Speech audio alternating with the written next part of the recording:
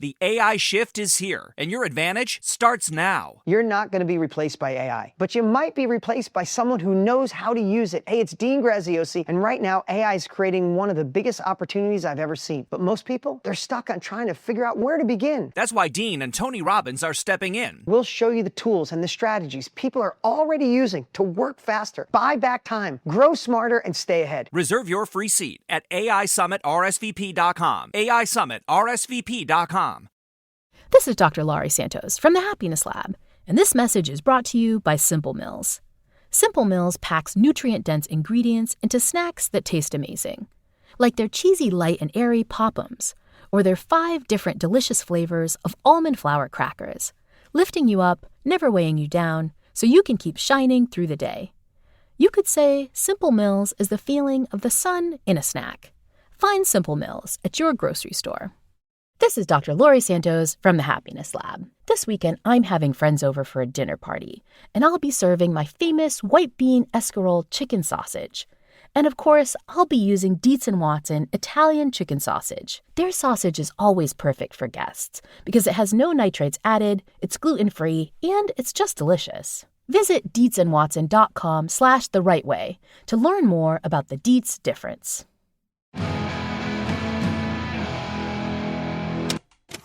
Hello to everybody who has some distinct memories about 5th grade. It's Beautiful Anonymous. 1 hour, 1 phone call. No names, no holds barred. I'd rather go one-on-one. I think it'll be more fun, and I'll get to know you, and you'll get to know me.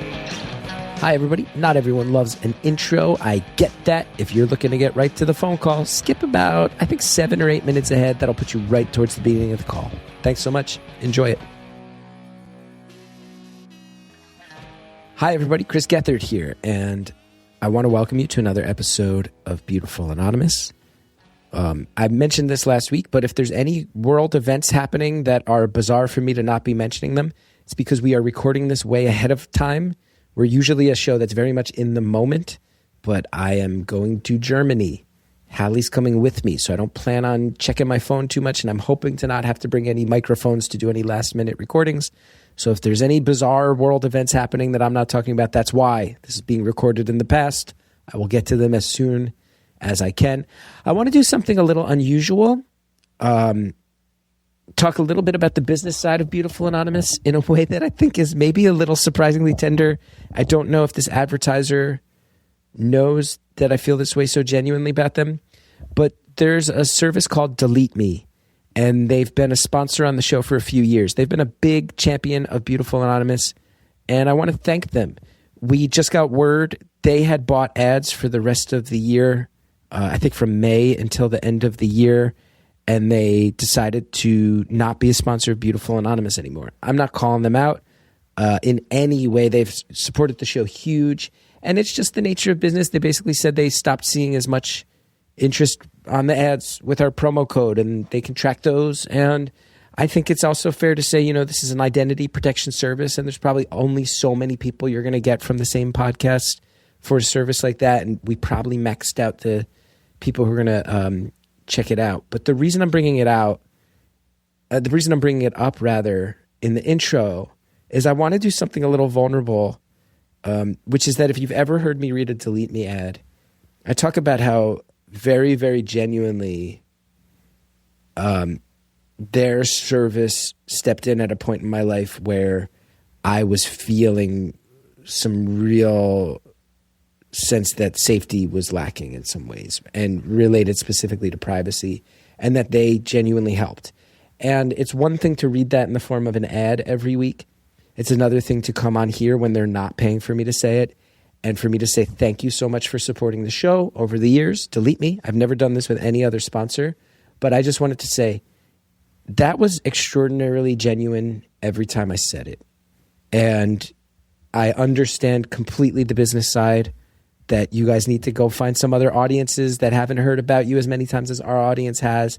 But I also just wanted to say, because this is, the ad company sells the ads, and then we do the ads, and then I genuinely use the service, and they hear me talk about that. But I want them to know, And I want you all to know that that service really helped. I've said it in the ad so many times, but there was a couple situations, one in particular, where lines were being crossed in terms of me feeling like my privacy was safe. And many, many years ago, I would have gone like, all right, whatever, who cares? But I live with my wife and my son now. My privacy drags them and their safety into it too. And I've never been too specific because I don't want to make any situations worse. But I'll tell you guys, like, I think I've said this in the ads, like, I don't go out on the road as much as a touring artist anymore. I don't do as many Beautiful Anonymous live shows. I'm sure you've all noticed. I don't do as much stand-up. There's many reasons for this. Part of it's I'm getting older. Part of it's I want to be home while Cal is young. These are all very, very legit things. I can say very genuinely, I have also had a few experiences over the years where I have not wanted to advertise when I will be away from home. Part of being a touring artist is you have to advertise the shows. You have to advertise long stretches where your family will be home without you there. I haven't felt safe doing that. That's a very revealing thing to say on the show. I haven't been that explicit about it before, that maybe, but part of that is because I haven't wanted to set any situations off. I wanted to have somebody hear that and set anybody off. So this tells you like the level of seriousness that those ads always had in them. There was never any blowing smoke. When I said that Delete Me helped me during a stretch of life where it really was necessary and I watched them do an amazing job, it was real every single time. So I'm not saying this in any way to make them feel bad about moving on. I am not trying to bait them back into advertising again. You all know me well enough to know I would never do that. It just felt like a notable moment for me to realize, oh, I don't know if they realize how serious I am about how much they helped me. The way I can do that is to put it in the intro. This one's not an ad. This one's not paid for. I want to thank all the people over at Delete Me for their support of the show over the years, and even more importantly, to thank them for a service that during a stretch of life that felt legitimately scary. Andrea can tell you, and Andrea knows the details. And if you ever run into Andrea and be like, is Geth serious about that? She'll tell you more serious than he's ever let on the show. Delete Me. You had my back. You did right by me and my family. And as a proud Jersey guy, when people do right by you, you do right by them. So as our relationship winds down, I just wanted to say a massive and heartfelt thank you for that. Weird way to start the show, but felt really necessary to me.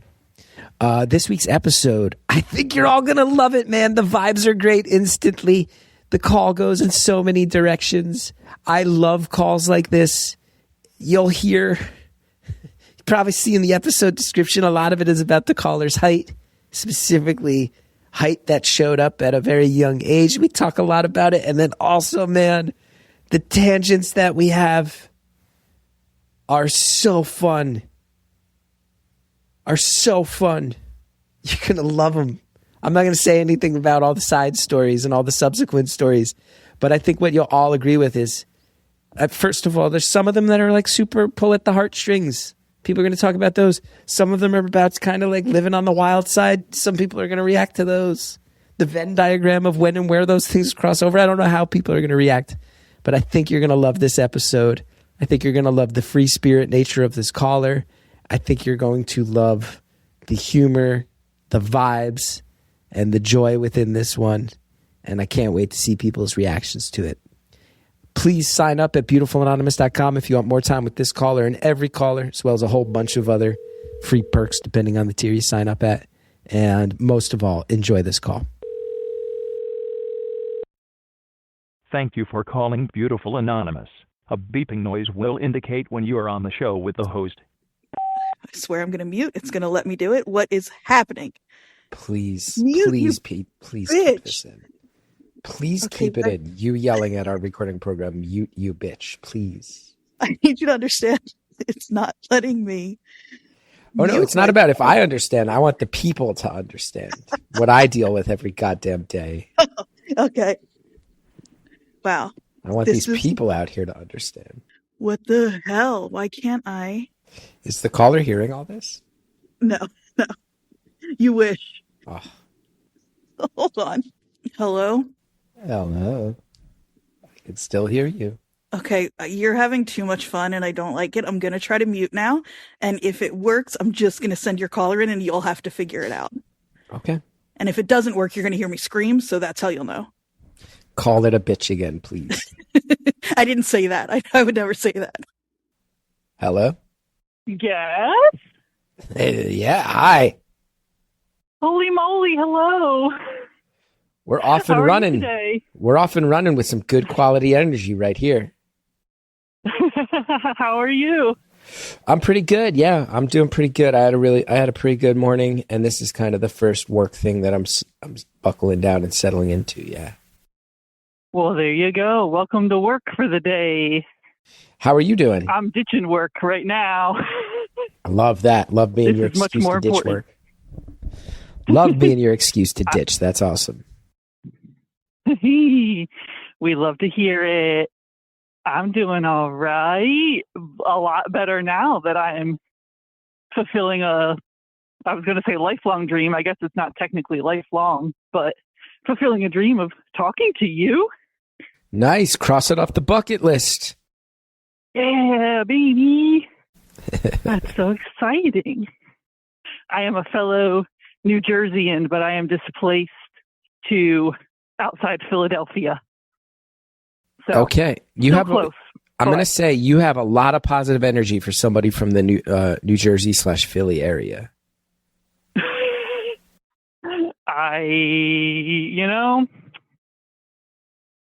I don't really know what to say about that. You just gotta fake it till you make it, I guess. I'll take it. Honestly, just in life at the moment, there's a lot of things to have Yeah. grumpy energy about, but Yeah. not when you're on the phone with Chris Gethard. I'll take it. You're making a guy feel good. Making a guy feel pretty good. Hey, So you grew up South Jersey, Nice. I would imagine. If you wound up in Philly, that generally denotes a South Jersey upbringing. yes, indeed, I miss it so much. The country, everybody is very, New Jersey. The highway, the smells, and I don't know, whatever y'all have going on in North Jersey. And I'm like, nah, it's all cows and corn. Are you from Salem, Cumberland, or Gloucester County? Yes, I'm from Salem County. Nobody's from Salem County. Yeah. Everybody listening, first of all, if there's a beautiful anonymous drinking game, it's, going down a rabbit hole about New Jersey is definitely on people's bingo cards. So take your shots, everybody. Mm-hmm. But I'll say everybody listening knows, like, I'm Mr. Jersey. I've made this a big part of my personality. I'm like an ambassador for New Jersey at this point.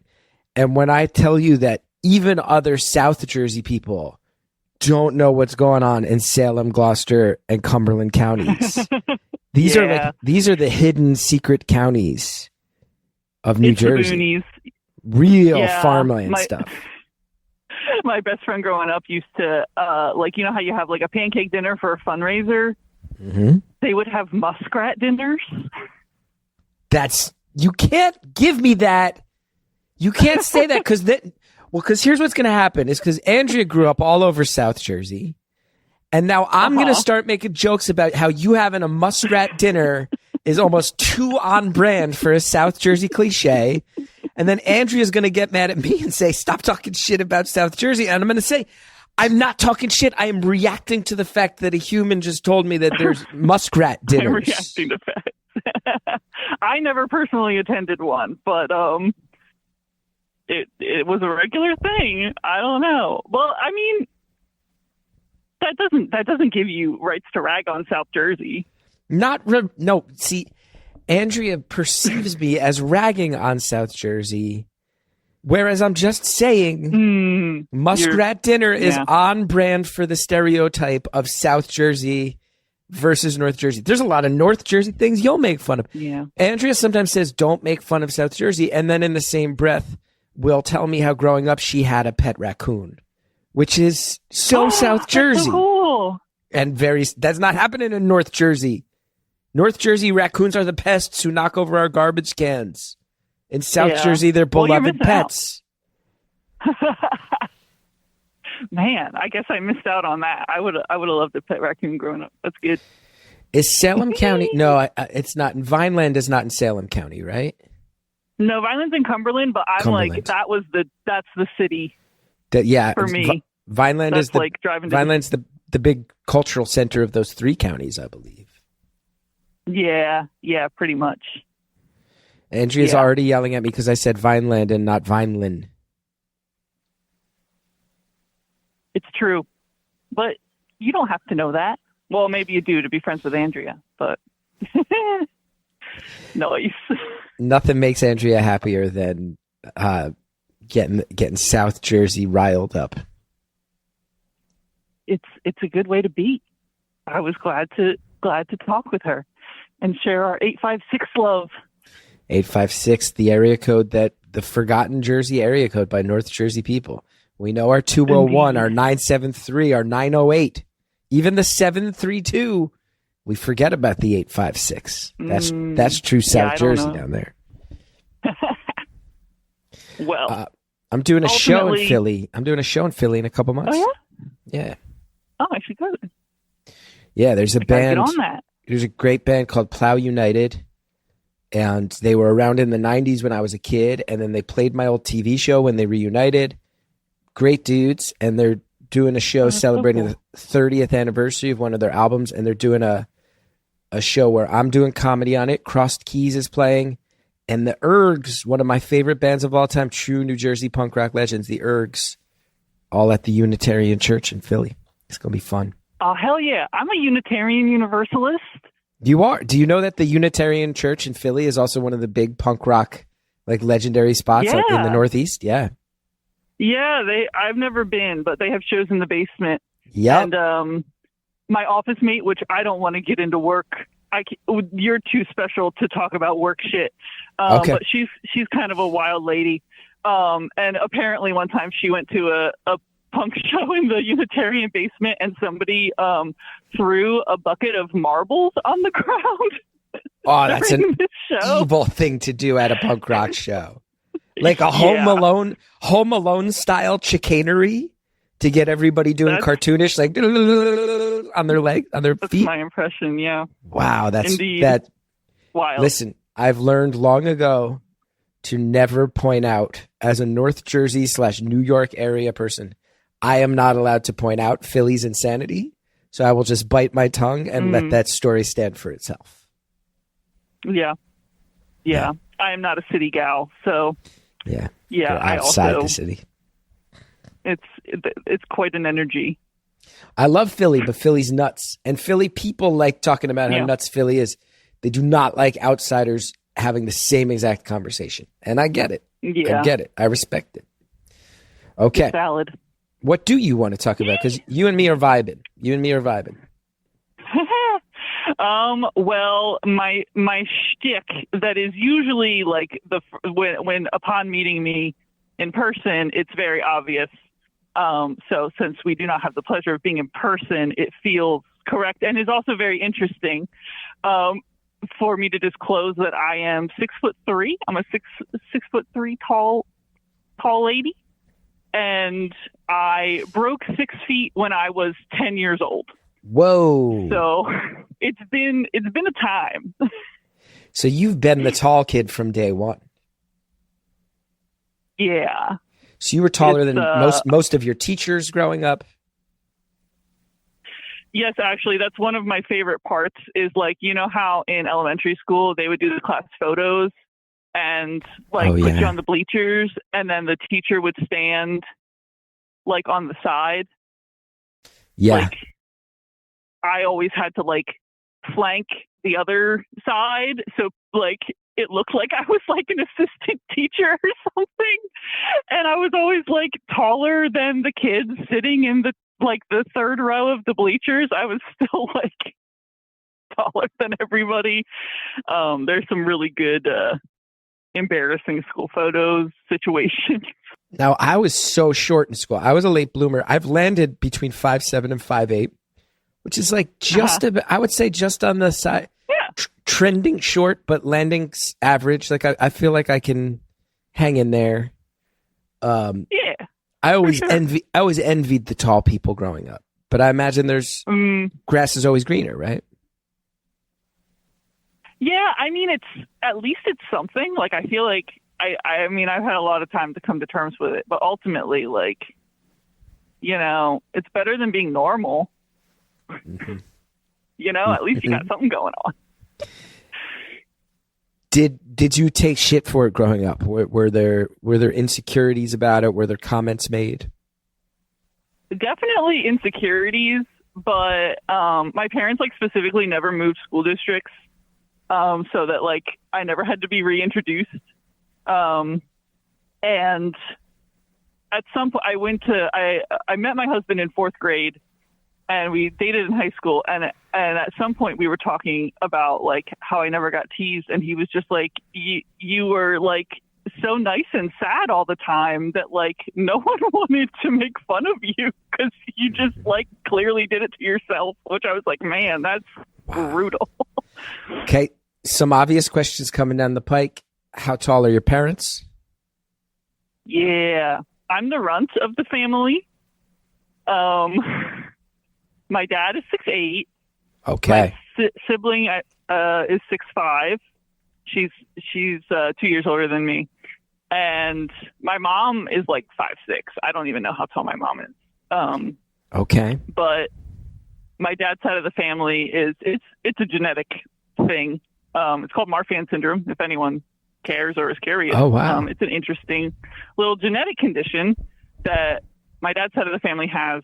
And at one point, at my cousin's wedding, we had a family photo, and I was firmly mid, like I was the average height person in that family photo, which, you know, for me was just like, wow, look at this. I'm at home. That's crazy. That's really interesting. It's not, I've heard of Marfan syndrome, but I don't know too much about it.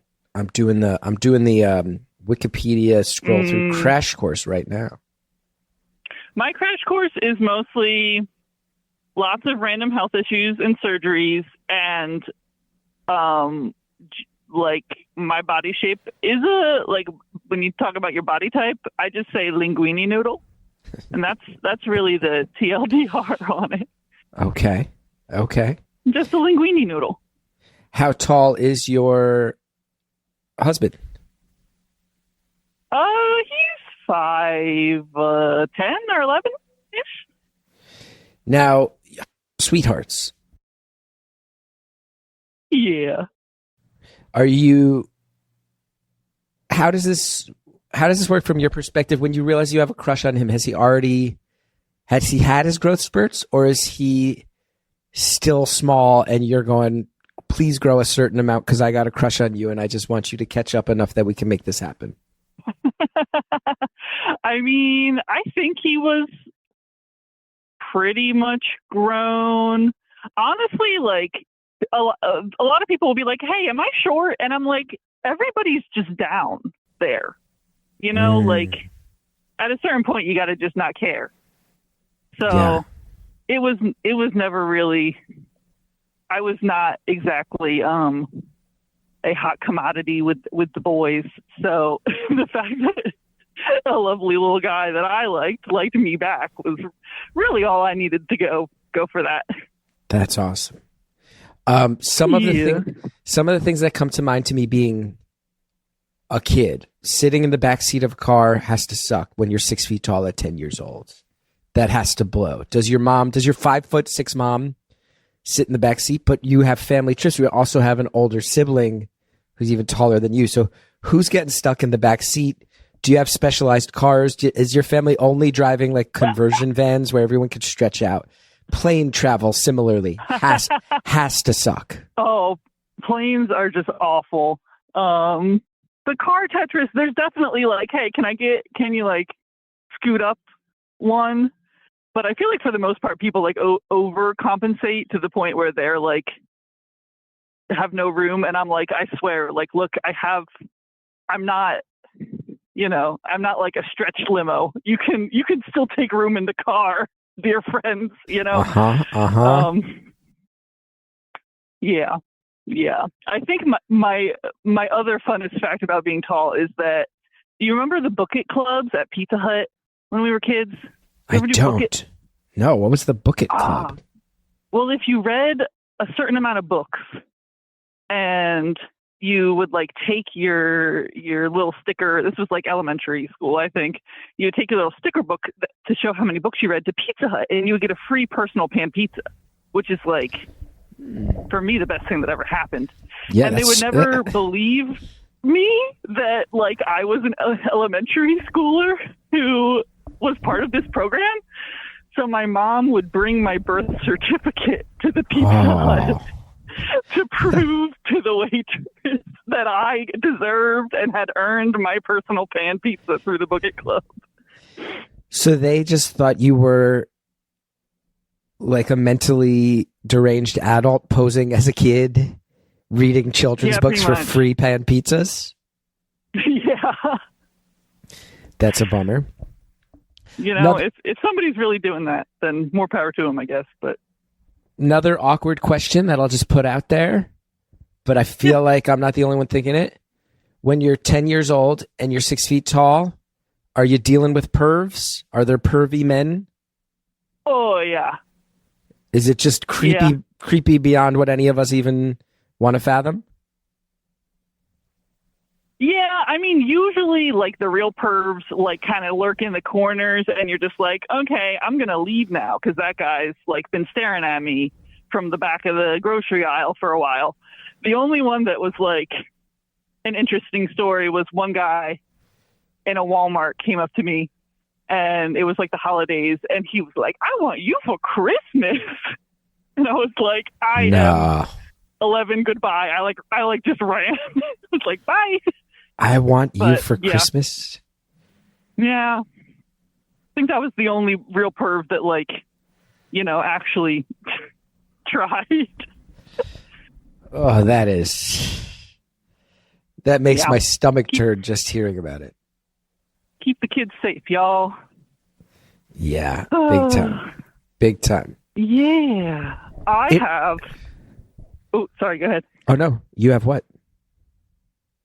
I have a note in my phone, a note in my notes app that is titled "Talking to Chris Gethard one day," and then in parentheses, today ? Exclamation point. And today's the day. You can remove the question mark and just have the exclamation point. Oh my goodness! But I'm also afraid to touch my phone because what if I accidentally hang up? I'm so afraid of accidentally hanging up on you. Don't do it. Don't do it. Okay. Well, I'm glad you got the list. One last thing on that. I don't know how much we'll talk about your height moving forward, but another thing that's so interesting to me is to hit that height at age 10, and then from 10 until everybody else is done with puberty. What an interesting. You and I had the exact opposite perspectives where you were waiting for everybody else to go through puberty and catch up. I was the last late bloomer in my high school class to a sad degree.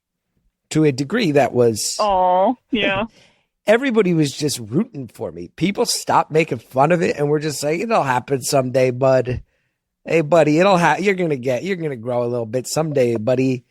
Like it was... I remember I had my license when I was 17 and I was still stacking pillows to see over the steering wheel when I could legally drive.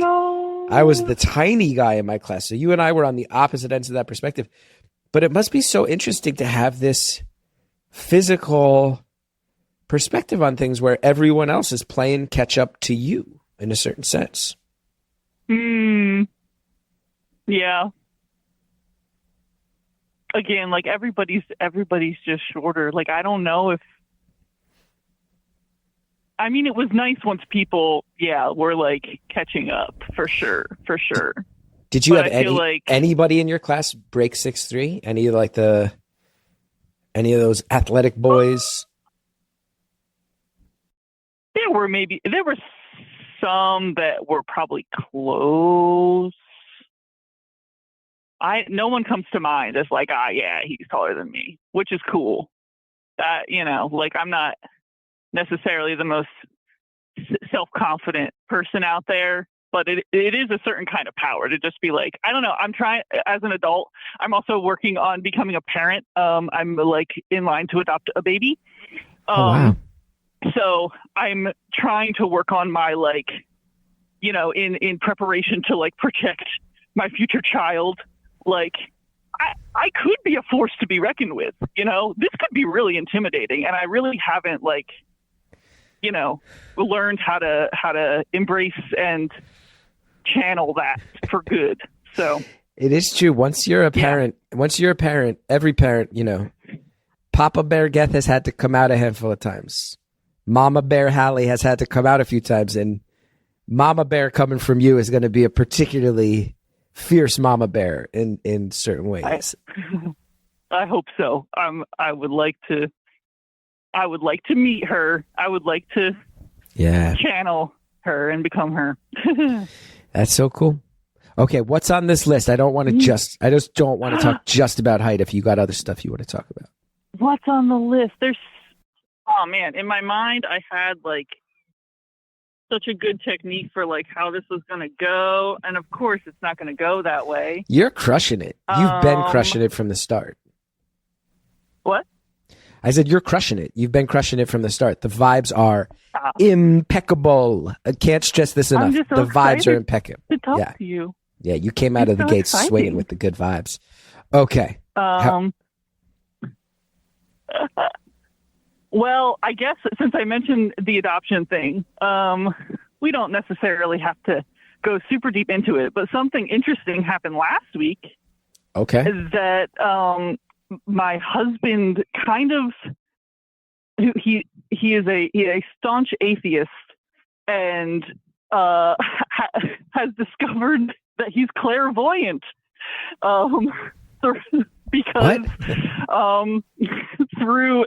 was like, man, I never believed in anything until now. And then like was like visited in a dream by a baby that like the next day our adoption agency called and was like, would you like to be considered for this baby?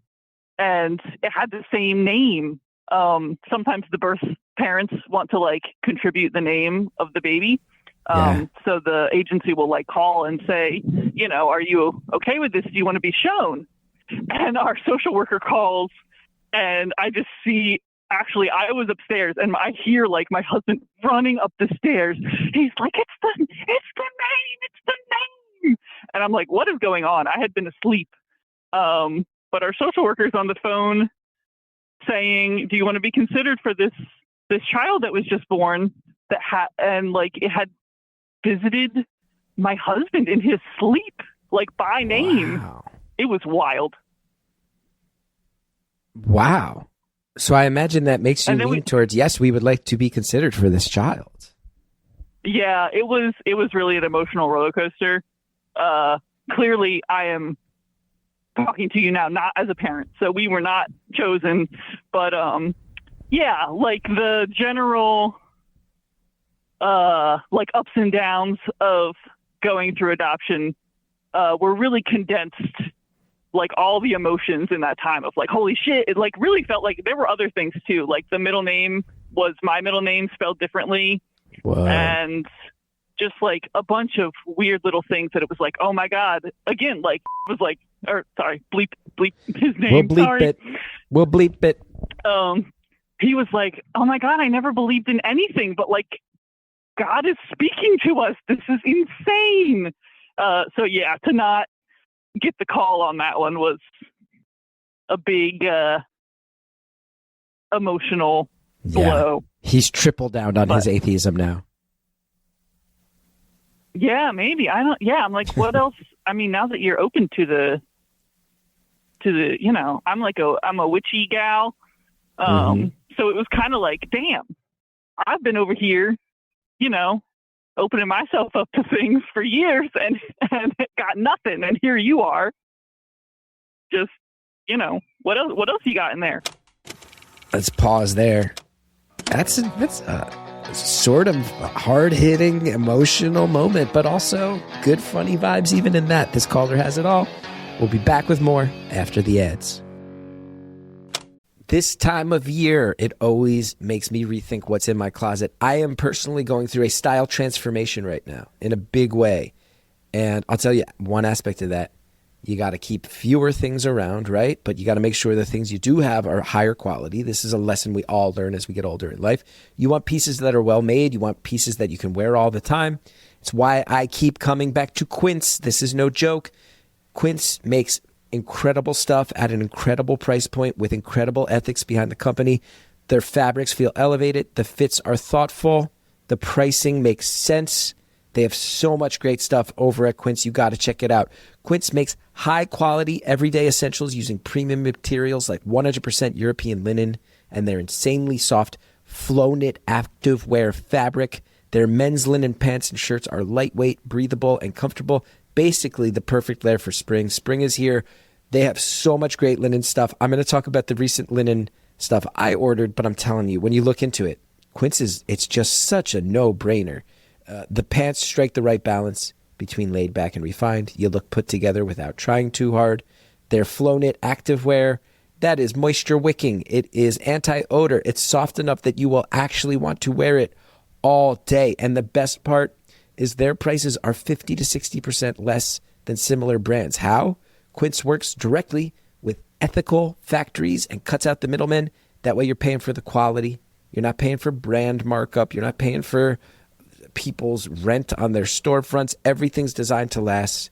Quince makes getting dressed easy. I've been going hard at Quince lately. I've always been a fan. They have advertised for years. They've been one of our biggest supporters, and I've always stood by it. Their sweaters alone are just the best in the game. This hat that I'm wearing right now, I'm wearing a cashmere hat from Quince. I look good. Recently bought a trench coat from Quince that everywhere I go, people are complimenting me on it. And I bought a linen blazer and pants combo for summer wear. I'm trying to up my game. I'm getting into classic men's fashion. I realized I need something that can feel a little bit formal, but that I can also rock on the beach. I bought a linen blazer pants combo, and I'm telling you, everything you need from Quince. If you're like, I wish I had something like this or that, you start looking around. Costs hundreds and hundreds and hundreds of dollars, and then Quince has a version of it that is as quality as anyone else's, and that's less than half of what you find at literally any other place where you can buy stuff as good. And a lot of times you're seeing places where the quality of the product is clearly not as good, and it's still costing 3 times, 4 times, 5 times more than Quince is charging. I need a new bag. I want a bag that's not a backpack. I want a bag that maybe hangs off the hip, that has some room for if I need an overnight, but also could just be a laptop bag. Guess what? You type briefcase into Quince. All of a sudden, the best options I'm seeing out there are coming up. You type, you go ahead, you get like a hang off the shoulder bag. Quince has the best. They've got everything you need for your wardrobe, clothing and accessories wise. They're absolutely crushing it. I really love Quince. I really do. Refresh your wardrobe with Quince. Go to quince.com/beautiful for free shipping and 365-day returns. Now available in Canada too. Go to quince.com/beautiful. Free shipping, 365-day returns, quince.com/beautiful. I have re-upped my wardrobe in a big way with Quince. You can do the same. Their stuff is great. Sleep. Everybody needs better sleep. You need to make active efforts to improve your sleep. But improving your sleep can feel overwhelming. What are we going to do? Overhaul the mattress, download a bunch of sleep tracking apps, blackout curtains, machines, white noise machines, supplements, tea at night. What are you going to do? It becomes this huge project. And guess what? When it becomes such a huge project in your mind, it actually can add anxiety that makes the sleep process worse, not better. But the truth is, a lot of people aren't sleeping poorly because of any of those issues. It's not your mattress. It's not that you're not downloading the right apps. Old bedding, honestly, low quality bedding, can be as simple as that. That might be messing up your night. The fastest and simplest way to upgrade your sleep experience, upgrade what's touching you all night, your bedding. Bowl and Branch is out here. They make the entire bed, okay? Signature sateen sheets, breathable pillows, cozy waffle bed blankets, beautifully crafted comforters. They are all designed to work together for comfort and temperature regulation. This is no joke. It's a simple swap. It transforms your bedding experience instantly. It's one of the simplest things you can do to just make sleep a less stressful process. No complicated setup, no new routines, just a bed that feels softer and more breathable and way more inviting the moment you lay down. Most people start with the signature sheet set. Then they quickly add that comforter, that waffle blanket to finish the bed. The moment you lie down, you feel it. The bed just feels better. I love my Boll and Branch stuff. I got the sheets. I got the waffle blanket. I actually just ordered a comforter because you can't go wrong with Boll and Branch. It's no joke. Once you start experiencing Boll and Branch, these sheets, you wash them, they get softer. The waffle blanket stays year-round for me.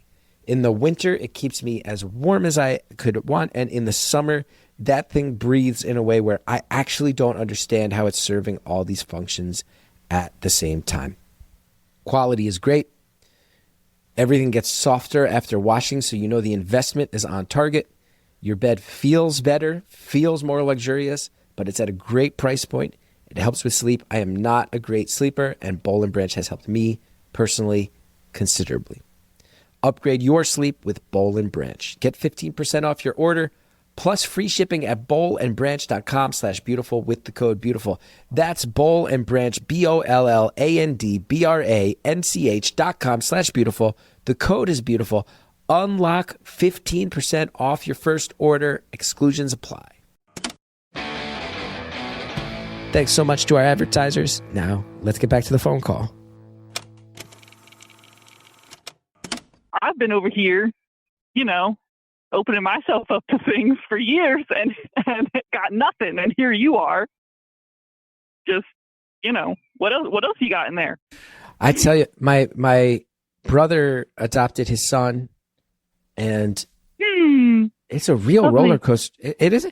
We don't talk enough about, I don't think people realize that the adoption process, there's some things about it that are uniquely, I don't want to say it because I haven't lived through it, but the impression I get is that there's some uniquely sort of stressful and or traumatic aspects of it. Specifically, what I noticed is hey, you're working with an agency. You got to have everything in order. It's going to be home visits. Everything's got to be up to the standards we want. It's got to be impeccable. And look, everybody, sometimes you have stretches of life where you haven't, it's spring, you haven't had a chance to clean out the garage, and now there's no room in the garage, so stuff is piling up in boxes, and you feel like you can't ever have that, because what if that home visit needs to happen tomorrow? And there's some stress to that. And then also, I don't know if you've been through this, but this idea that, hey, you got to have a stroller ready because this might happen overnight. You got to have a car seat. You got to have a crib. You got to have everything you will need for a baby to arrive potentially tonight. But that might not happen for years. Yeah, but it might not actually happen for years. So now you have the psychological... You have this psychological push and pull that I don't know is easy for people of, hey, you have all the accoutrements of being a brand new parent sitting in your house, and you've got to be aware of them every day. Some of them are out and ready to go. Some of them are packed up in boxes, ready to be unpacked instantaneously. But you've had to rearrange your home space. You've had to put all this money into the infrastructure of having a kid. And now you're just going to stretch out and wait and think about it. And that is not easy. Yeah. Thank you for, quantifying that. That is so incredibly true. It is a complete and total mindfuck. Sorry, Sally. It's really a wild time, but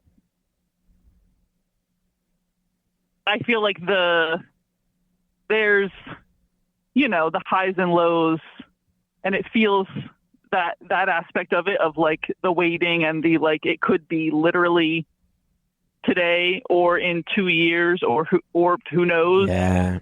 I'm hoping that when it does happen, it will be the equivalent high of oh my God, it's finally here. which is kind of what we felt with the last week with this when it felt like the universe was telling us it was time. That excitement. So I can't imagine when it's like literally actually is time, you know? Yeah, and you know, there's so many reasons people adopt.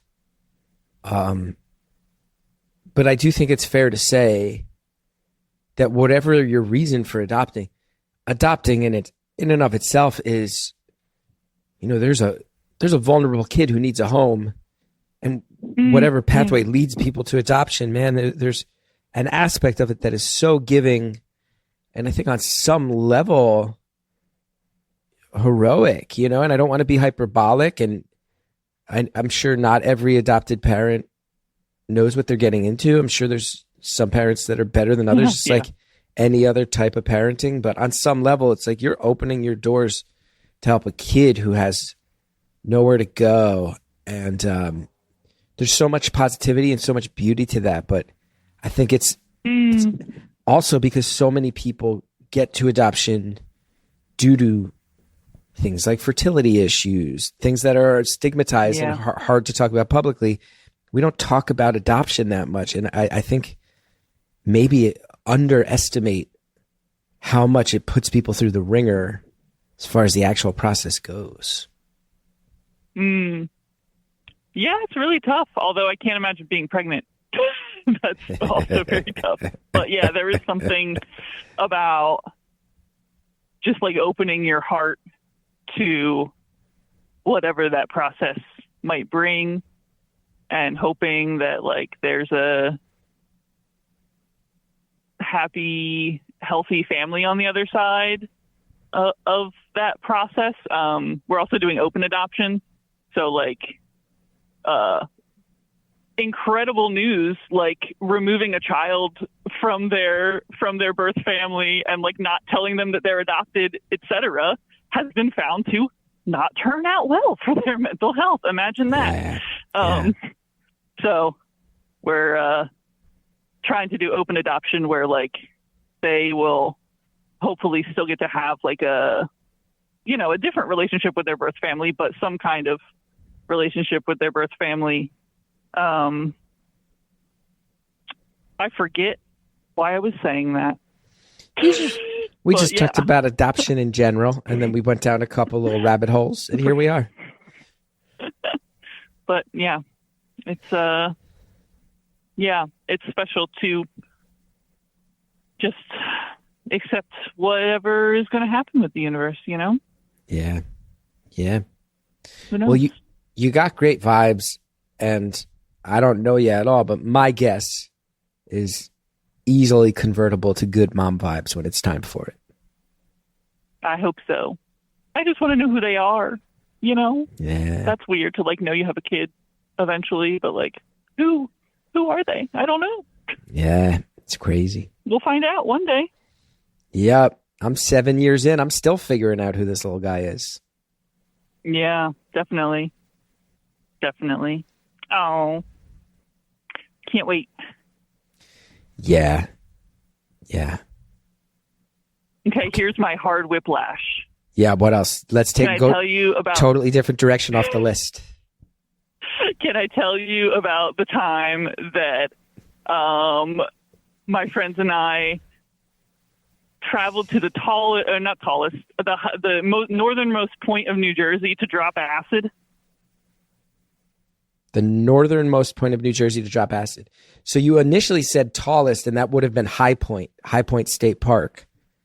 I don't know if that sounds like it's not. You're not talking highest elevation. No, I'm talking like the corner up in the top. Okay. I don't know what town it is, literally at all. I could not tell you. Did you specifically say let's drop acid in the northernmost point of New Jersey, or was it you were dropping acid and coincidentally it happened to be there, and that is interesting to bring up, or was it intentional?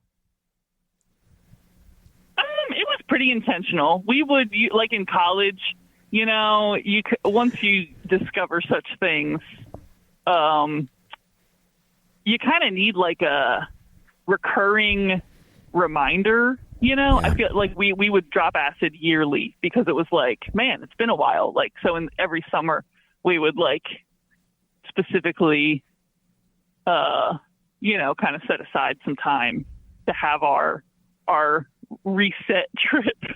Mm-hmm.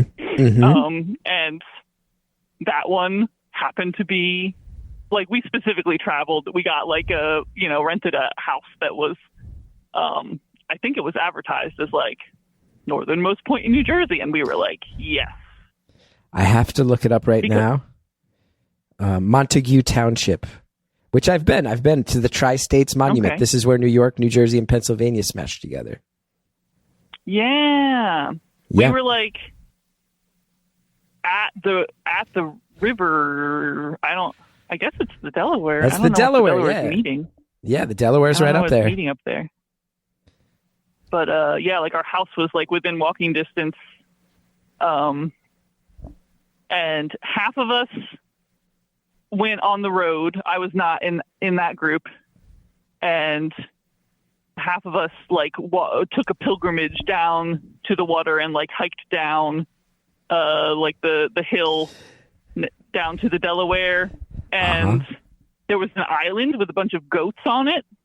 A goat island? Which was, yeah, Goat Island. It was very bizarre. And this feels like a thing I would know about. If there was an island overrun by goats at the northernmost point in New Jersey, this feels like a thing I should know everything about already.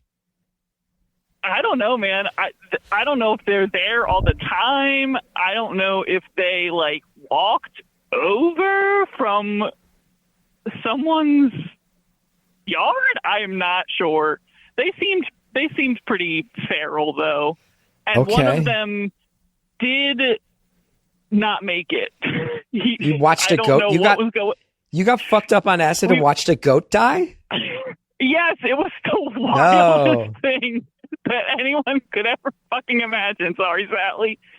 No. So bizarre. Goat Island. Yeah, there's a place people call Goat Island. Goat Island really? Nature. It's on the map? No, that's down in Delaware.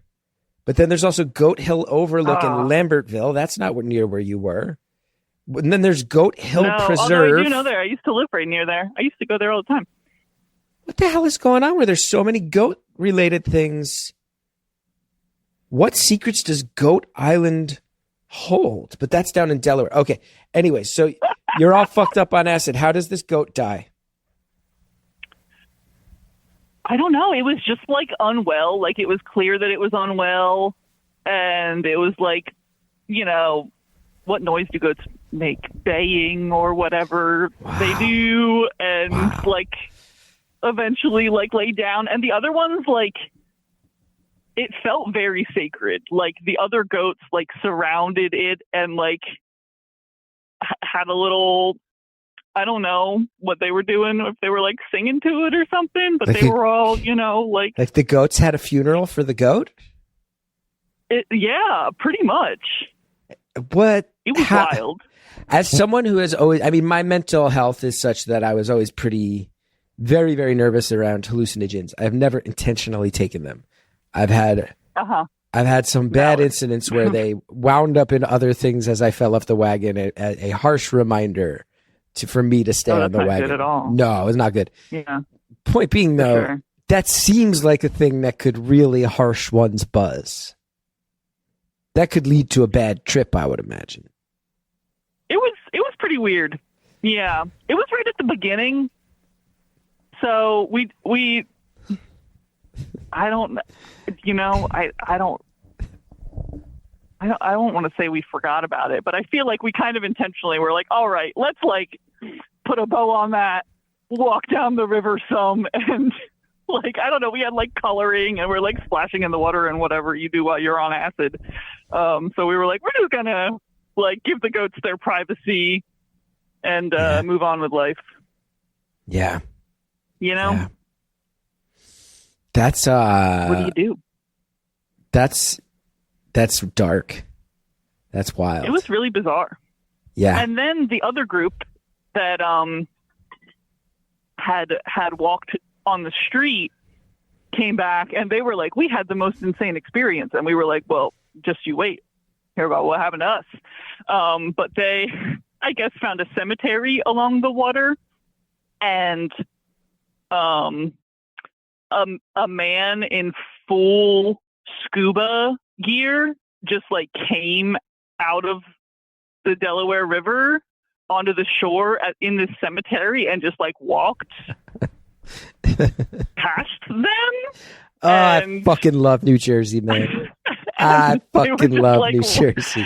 What is going on? And we know it was true because my husband was sober. He was trip sitting. Because when they said that, we were like, "You're just trying to match our goat story," you know. But there was a sober person that confirmed that this indeed did happen, and apparently they were really losing their minds on that one. Oh, Jersey is the best. Anybody who grew up, other people are listening. They're like, Gethard, that's not a Jersey thing. I'm telling you, there's something so Jersey about, hey, we dropped a bunch of acid, walked along the banks of the Delaware, and a full-on frogman emerged and just wandered away without saying much of anything at all. That's very Jersey coded. Yeah. You got to make your own entertainment around here, you know?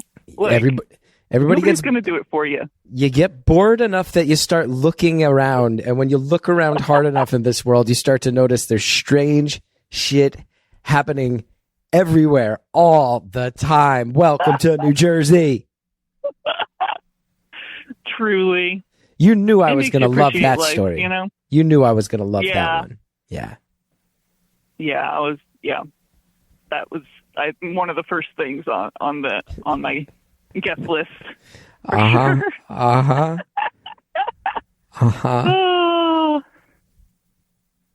What else do we have? What else are we talking here? I guess next most important, that is also very guest coded, but also just like maybe the coolest thing I've ever done is, I have a friend who is also big Jersey guy. One of his main personality traits, we bought him a New Jersey flag for his wedding. Nice. And he's a musician and he's very into punk. And one day he looked at our friends and said, "We're going to start a band." And we said, "Bro, you're the only one who really has any talent. You know, like we all maybe played instruments in high school, but like, you know, looking at present day talent, you're the only one." And he's like, "That's not what matters. What matters is making music. You're all coming to my house at like 8 a.m. on this Saturday morning. No prep allowed. You're going to stay in my house for 24 hours. And by the end, we're going to have conceived of, written, and recorded a full album. Whatever the fuck happened." Oh, sorry. I'm sorry, Sally. Go for broke. Go for broke. Go for broke. Me too. I'm cursing too. I love this idea. This is one of those things that sounds really inspiring, and it either ends victoriously or disastrously. No middle ground. Yeah, or both. Like both. The middle ground is like both, okay. You know? Yeah. Like you discover a lot along the way. Yeah, it's very vulnerable. What did you wind up playing in the band? I mean, I played flute in high school, so I pulled out the flute. I since have bought a banjo and a double penny whistle, with the hopes of getting them. Well, the banjo's been on an album since, but yeah, my friend who conceived of this is very good. He's just like, "Hey, find an instrument that you can make a noise on," and like he can't. It's like, okay, what 3 notes do you know how to play? Like, we're gonna build a song around the 3 notes that this person can play on the trumpet. Let's go, you know. So. How did kind of just chaos. That's why it's punk. Is because it's not good. You know, do you like still it's have wonderful. a recording of it? Do you got the MP3s? Yeah, we've got 3 albums now. The rest of them were not 24 hours. The band is still going? I mean, like once in a while, you know, like when Trump got elected, it was like, okay, we got to process this. What are we gonna do? Let's go write some anger and make an album about it. So, when the times require it, sometimes we still go, Have you ever played a live show? No. I don't think it would even be possible. Like, that's how bad we are. It's really about capturing the moment, of what's, some of them we will like still play. Like, I wrote a banger about Jeff Bezos. And the first album was a Christmas album. So it was like, how everybody gets their presents from Amazon. And the like banger at the end was like, Jeff Bezos, please take my cash, take all of my money and shove it up your ass. And then we all just sing that a bunch of times and rattle all our instruments that we don't know how to play. It was very freeing, So you're an admittedly not very good band with completely random instruments, writing cathartic, yet maybe not necessarily the most musical, rage-filled anti-capitalist screeds. I think it's what we need. Yeah, I think more people need nothing to do wrong this. with that. Was going to be my follow-up comment. Nobody's mad at that right now. Make bad We've music. really make bad music. Everybody's like relegated the music making to the ultra talented chosen by whoever runs the pop industry, and like AI slop. So you might as well just get out there and like make your own shit.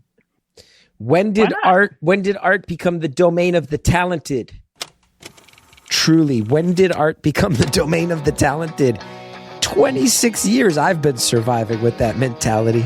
Not the most talented guy, but I am stubborn as hell. Anyway, this show's existence is proof of that. We'll be right back. This episode is brought to you by IQ Bar, our exclusive snack, hydration, and coffee sponsor. IQ Bar protein bars, IQ Mix hydration mixes, IQ Joe mushroom coffees. They are delicious. They are low sugar. They are brain and body fuel. You need them to win your day. The Ultimate Sampler Pack is a great way to try all IQ Bar products and flavors. You get 9 IQ bars, 8 IQ Mix sticks, 4 IQ Joe sticks. All IQ Bar products are packed with clean, delicious ingredients that keep you physically and mentally fit, like magnesium, lion's mane, and more. IQ Mix is a zero-sugar drink mix. It hydrates with electrolytes. It improves mood and boosts clarity. I am weirdly obsessed with it. IQ Joe is a mushroom coffee. My wife calls them coffee sticks. She's legitimately so into them. Just 2 days ago, I overheard her go into our kitchen and start saying the words coffee sticks as she made herself an IQ Joe. She started singing coffee sticks with happiness and joy in her voice because they make her so happy. And it's not just in my household. There's over 20,000 5-star reviews and counting for IQ Bar products. More people than ever are fueling their busy lifestyles with IQ Bar's brain and body boosting bars, hydration mixes, and mushroom coffees. Their Ultimate Sampler Pack includes all 3. As you have heard, IQ Bar products are huge in my house. IQ Mix, especially with these warm months coming. Spring is here, summer's almost here. You need to stay hydrated, stay on top of your electrolytes. I'm telling you, I don't think there's a better electrolyte hydration type product out there than IQ Mix. Their flavors are incredible. The iced tea lemonade mix alone is, if I could give 10 stars on a 5-star scale, I would. I always have IQ bars for breakfast, first of all, and I always keep a couple in my bag. And as you've heard, there is not a bigger fan of IQ Joe coffee than my wife, Hallie. It's adorable and ridiculous, but I get it. And right now, guess what, everybody? IQ Bar is offering our listeners 20% off all IQ Bar products, including the Ultimate Sampler Pack, plus free shipping. If you want your 20% off, text BEAUTIFUL to 64,000. You have to text BEAUTIFUL to 64000. That's BEAUTIFUL to 64,000. Message and data rates may apply. See terms for details. Delete Me makes it easy, quick, and safe to remove your personal data online at a time when surveillance and data breaches are common enough to make everyone vulnerable. It is so easy. It's easier than ever to find personal info out about people online. Your address is out there, your phone number, your family members' names, and their addresses, all their info. It is floating out there on the internet. This can have very real world consequences. You're vulnerable. Okay, I'm telling you, there's these data brokers. You look into it. It is really dark what's out there. These are nefarious actors. They find your data. They use it. They try to sell it. You could be harassed. You're seeing a lot of politicians out here getting targeted, people targeting political rivals and civil servants. A lot of this is the info is floating around out there. People, outspoken citizens right now, where we want the right to free speech. We want people to feel like they can speak truth to power and it doesn't make them unsafe. These data brokers are out here making life harder for people trying to do good in the world. But guess what? Delete Me is out here, and they'll protect your personal privacy or the privacy of your business, help you avoid doxing attacks, help you make sure that your sensitive info cannot be exploited. The New York Times Wirecutter has named Delete Me their top pick for data removal services. I understand why. Full disclosure, I had some scenarios where I've lived very, very publicly. I have made a bunch of projects that have a cult following, and that is great. But sometimes with a cult following, things get parasocial. I was seeing chatter from some people online, a couple people in particular, where it was crossing some boundaries. And there was a situation that I've never wanted to dive into the full specifics, but some things got posted online where I started to realize my family is not safe. This is crossing some lines that are really scary. And I'm telling you, I signed up for some services that promised they would clean up the data. They did okay. I signed up for Delete Me. They found dozens more places where my info was floating out there. When I tell you that I saw Delete Me raise the bar, set the bar for these types of services, and that for the first time in a pretty honestly stressful stretch of my life, I let out a huge sigh of relief because I realized Delete Me was actually combating these sites that made it so much easier for people to access my personal data, my family's personal data, info out there that you don't want anybody to just be able to snap a finger and pay a couple bucks and have. They actually helped. And when I tell you that the emotional effect of that, the stress levels lowering because of that, the anxiety mitigating because of that, I personally cannot thank Delete Me enough for being there and continuing to be there because, by the way, every time they send me one of my semi-annual privacy reports, I open it up and I see they're keeping the stuff off there. And any sites that add it back on, they go back in, they get it back out. It's huge, and I personally can't thank Delete Me enough for doing what they do. Helped remove a ton of stress from my life during an extraordinarily stressful experience. That's real. That's honest. Take control of your data. Keep your private life private. Sign up for Delete Me. It's now at a special discount for our listeners. Get 20% off your Delete Me plan when you go to joindeleteme.com/beautiful. Use promo code beautiful at checkout. The only way to get 20% off, you go to joindeleteme.com/beautiful. Enter code beautiful at checkout. That's joindeleteme.com/beautiful. Code beautiful. Thanks to all of the advertisers that allow Beautiful Anonymous to happen. Now, let's finish off the phone call. When did art become the domain of the talented? Yeah. Or like, who, like, are you really that untalented? Like, maybe you're more talented than you're giving yourself credit for. Good. Yeah, fair point. Maybe but also doesn't matter. Maybe you'll stumble into greatness at some point with this little project. Maybe. I don't know. I don't really, it's great to have. And I do look back and I'm like, wow, like whenever I'm like, I haven't done much with my life, or like, am I really that cool?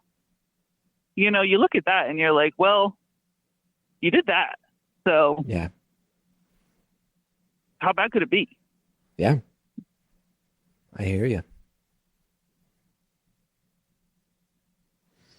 I'm loving all these stories. You're living a hell of a life out there. I appreciate that. I'm trying really hard. I think I didn't really realize what living a life was about. I'm still a chronically anxious person, but especially as a child, like I really just kind of stopped living for me and definitely started living for, I guess, just like the mask, you know, the like what is going to please the parents and the teachers and whatever, like what is going to get me praise. And like eventually, if you do that enough, you're not really even living like an embodied life. So I think the acid really helped turn that around. You do? You think it really... A lot of people swear by the hallucinogens. I've always been too scared of them. You think it was acid? Yeah, I mean... Yeah. Yeah, there's a lot of downsides too. I will say, like, I'm not endorsing, like, you know, but a little bit here and there can, again, like the reset of like, what are we doing here? What's important, you know? If it works, it works. I'm not endorsing it. I'm not saying everybody needs to go out and drop acid. I'm saying you're not the first person I've heard who has dabbled with hallucinogens and felt like their life was better afterwards. Yeah. You got to know where the line is, though. It can go disastrously wrong. Yeah. It's true. It's true. I guess that's how all of life is. Like, it's great till it's not.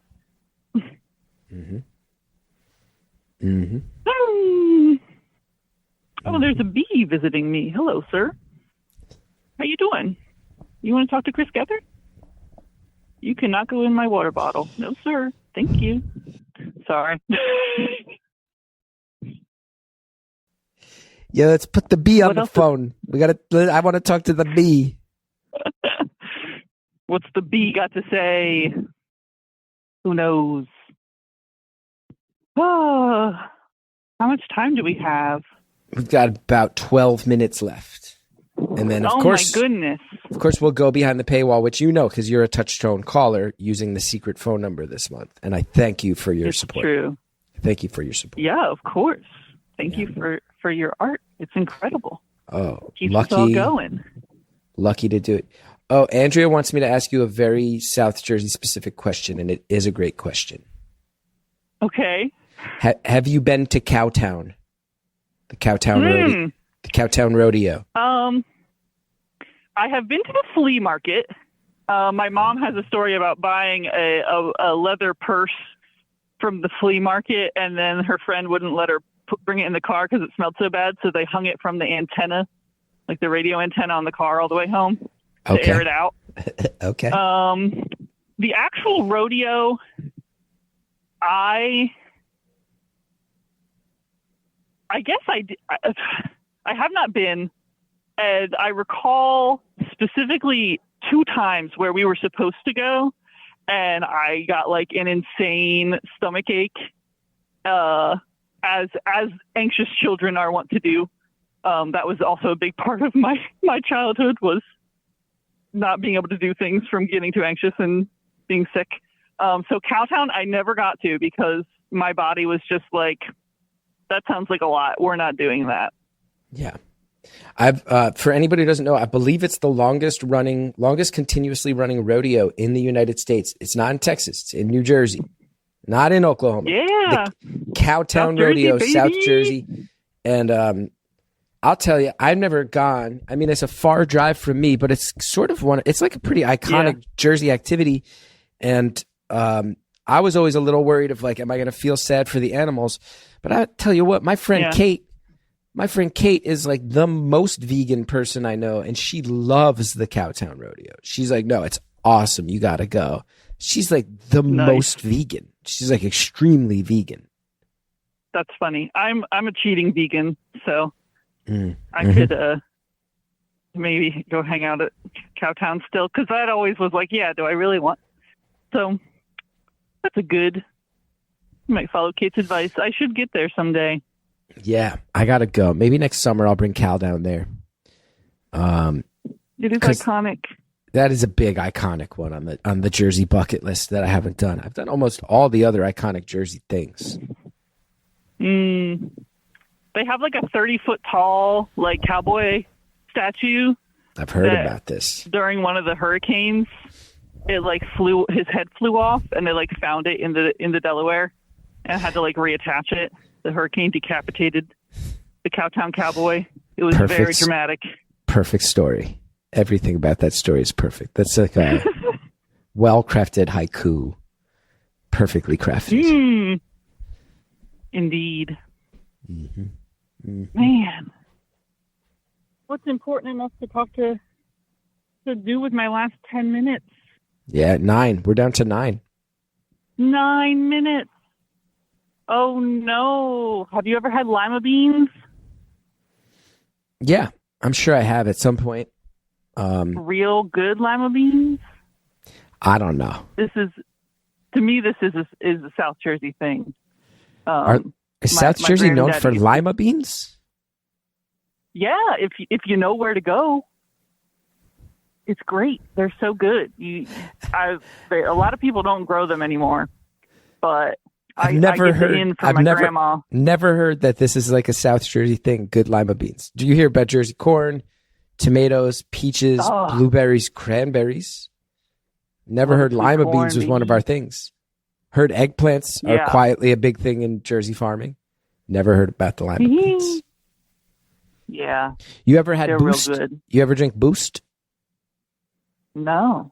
Oh, Boost is a South Jersey drink, but even in South Jersey, it's only in like 6 or 7 towns. Andrea says you're too far south. I think it's like a Camden, Burlington County thing, and it's Boost mostly sold as slushies. Really delicious. It'll keep you wide awake all day. That Boost. And then you can also buy a jug with the syrup to make your own Boost. But my friend Mike D once bought the syrup, did not realize it was meant to be cut with water or preferably made into a slushie, and he just drank a glass of it and thought it was the most disgusting thing he ever had, but it was concentrated syrup. There's something wrong with that Boost. Hey, he's lucky he didn't wind up in the goddamn hospital. Goddamn emergency room after that one. That's awful. Oh my God. What do you think, like when you think of North Jersey, where I'm from, what are the stereotypes you think of? You can be honest. It's all in good fun. I just picture like suburbs, houses. Yep. You know, rows of houses. Yeah. There's a lot of that. A lot of times people talk about the pollution, and I get very mad because it's actually very beautiful up here.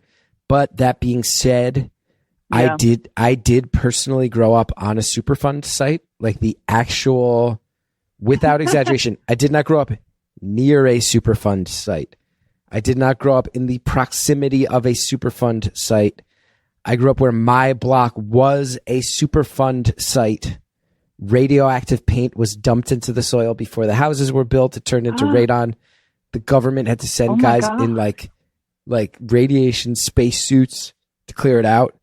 And most of the families on my block were put up in hotels, but there was no actual radioactive material on my property. So I would just walk to school in 7th grade, like dodging radiation pits where men in protective suits were working. And I went on for months and months. And I think about it, and I'm like, man, like you said, North Jersey, the houses, they're right next to each other. And my neighborhood was certainly like house. So the fact that my family didn't get put up in a hotel was not. That was egregious. We should have been put up in a hotel. Inspire confidence. No, it was not good. So I try to sometimes combat the idea of New Jersey being a polluted wasteland, but the federal government did spend millions of dollars removing contaminated radioactive paint from my block. It was messed up, man. Yeah.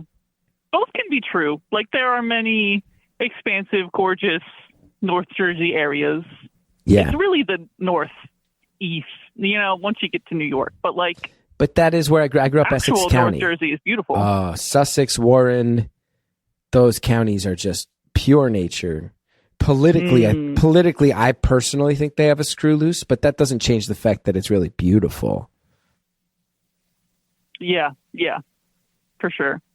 How has it been moving back home to where you grew up? Oh, I love it, and I'm feeling the love. Aw. I'm raising my son out in the woods. It's a really idyllic life for him. I think we made all the right choices for him. And then there's so many things, we've lived back out here coming up on 6 years now, and it's really nice. Like, I went to the St. Patrick's Day parade in my old hometown this year, and my grandma was the deputy grand marshal of that one year, and that was like a super proud moment for her. And get to go walk that same street, and see people who I grew up with, and everybody comes back to town. And then I've said to Hallie too that it's very strange for me because there's times where sometimes it's intentionally, but sometimes it's just, hey, we put our destination in the GPS and it takes us off the highway, and I realize, oh, I'm now hanging out with my wife at the age of 45 in a place that was full of happy memories for me when I was 6, and I haven't been back here since I was 12. And we're just randomly driving through it. And I don't know, I think especially in a stretch of life where things feel continuously so stressful for so many of us in America, so we are getting hit with just a shock and awe level of stressful news, and to the point where that seems intentional, that seems like a strategy. There is something to be said for home. There's something to be said for, I feel very safe in my home. I feel very protective of my home. The fact that I can still go eat at Jimmy Buff's or the Star Tavern, and they're, Star Tavern had a facelift, but those pizzas still taste the same as they did 40 years ago. That's great. Something really to be said for home. And I think a lot of us are feeling that right now, especially since, when you have a sense of home, I think you also have a real strong vested interest in staying connected with the people you're coming across, and even people who might not see eye to eye with you in every way, who are getting equally stressed out, but maybe for different reasons. I think the idea of home and localism and local pride allows you to connect with people in a way that overcomes kind of the algorithm's constant desire to drill stressful shit into the sides of our temples 24 hours a day. Surely. Short answer is I like it. I like being home. You kind of got to where I was going with that. Was like, I dream of moving home, and like economically it's not viable. Well, I don't know, quote unquote, not viable, but like, yeah, you can't, like, I go back, my in-laws still live down there, and like, you really can't replace that feeling of like, I could drive these streets in my sleep. Like, that's where XYZ happened. And, like, this is the cemetery that I used to go to as a moody teenager. And like, just like, I think it hurts people more than we realize that we live in a world, like you say, that maybe on purpose, like, displaces us from not only the communities, but like the physical homes that we like, the earth and the places that we like learn to be a person in. It's like so jarring to, like, I don't know, everybody's like, oh yeah, I'm going to move to Chicago. And it's like, sure, I get it. That's where the jobs are and blah, blah, blah. But like, I think that we're kind of being forced to make those decisions, but it's really a shame to see, how it impacts us. So I'm glad you made it back. Oh yeah. It's been very positive, and I'm with you. I think whether it's because you grew up in a community or because you are investing in a community you got to, what we can't do is allow ourselves to live more of our lives than necessary on platforms and social media, and not to sound like a Luddite, not to sound like somebody who's old and shouting to the hilltops, but such a Luddite, Chris. Well, I just think Luddite message. I think all of those things need to be tools that enhance our lives, but they can't become the staging ground for our lives, because that's not real. And there's so many ways to connect with community in ways that are tangible and visceral and real. And I think we all have to do it. I've been actually, we got to go behind the paywall in a second, but I've noticed we hung out at a friend's house the other day, and they have a daughter who's 2 years older than Cal, and she had a subscription to like a kids newspaper that shows up once a week that her grandparents got her. And Cal was obsessed with this idea that there was a little magazine for kids, a little newspaper for kids. And I realized it gave me actually such hope and feelings of positivity of like, oh, they want physical, tangible media. They don't want it all to be, they don't want it to all be screens. They want it to be written down for them. They want it to be something they can flip through at their own pace, at their own leisure, that they're in control of. Like, they want that. These kids want stuff that feels more in their control, more in their actual direct line of sight, more tactile, at the control of their fingerprints. They choose when to turn the page. It's not a pop-up window that gets flashed at them against their will. It was cool to see. Yeah, that's really neat. And we got super philosophical at the end there. You gotta. Another way to survive. We're about to go behind the paywall. Anyone who wants to hear more with this caller and get all the perks that come with this stuff, go to beautifulanonymous.com. In the meantime, caller, would you like to say goodbye to everybody who's been listening for free? Bye, everybody. Put down your phones. Go to the world.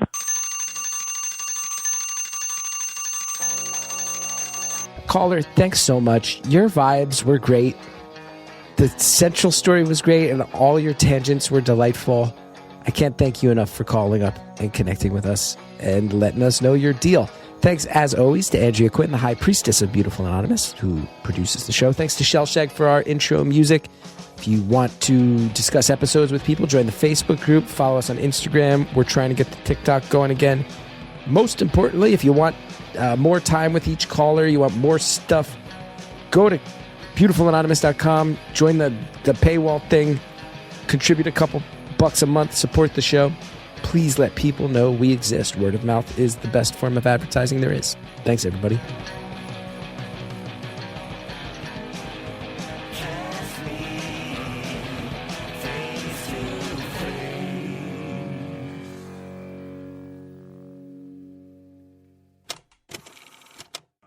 This week on Beautiful Anonymous Plus, here's some of what you'll get from the 5 questions. How often do you think about the universe and your place in it? What a fantastic question for somebody who has told us that they have a relationship with LSD. Like literally constantly. I would say like at least daily, minimum daily. Maximum, like trying not to, so that I can function in everyday life. I think that's a fair answer. Would you say most of your life is most of your life? Would you say is it a quest to kind of figure out how you weave into the overall fabric of things? Just since the acid, I guess. Don't forget to sign up for Beautiful Anonymous Plus at beautifulanonymous.com.